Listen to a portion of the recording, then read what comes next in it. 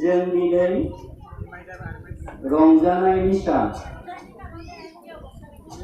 सम मोनसेयाव जों गोदाव सोराव जानो नांगौ जादोंमोन।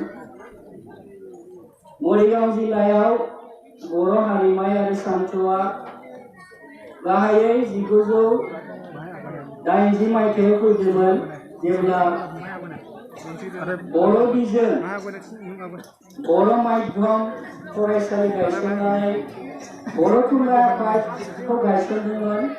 बै समनिफ्राय बर' मानसिफ्रा एसे सांग्रां जादोंमोन आरो बिनि सिगाङावनो जों बर' मानसिफ्रा गुरलाय गुरजाय फाख्रा दिनै बे प्रग्राम आरो सोरबा गोरोन्थिबो जानो हागौ। दा जों गोदोनि बे सेंग्रा गामि बहायनाय आरो थांनाय 7 अक्ट'बा जों माखासे खस्थ' खालामनाय बेखौथ' बयबो मोनसे सेंग्रा गामिया बांसिन मानसि हरनानै थांग्राफ्रानो जाबाय सेंग्रानिमोन। आं बेखायनो बुंदोंमोन दाखालि 7 तारिखनि सिगाङावनो आङो बे गामियाव फैनानै खेबसे मिटिं खालामदोंमोन, खेबनै मिटिं खालामदोंमोन। माने बेवहाय सोरबा सोरबि बुंदोंमोन आरो काउन्सिल मोना माबा मोना होननानै, जेनेबा जों बेखौ नङा फैसानि एसे दरकार जादोंमोन।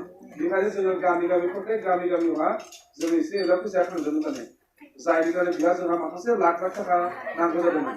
बेवहायनो खायफाफ्रा बुंदोंमोन आरो काउन्सिल मोना मुवा मानो फैसा खांनायदों, मानो बिसोरसो लिडारफ्रा जागोन माबागोन।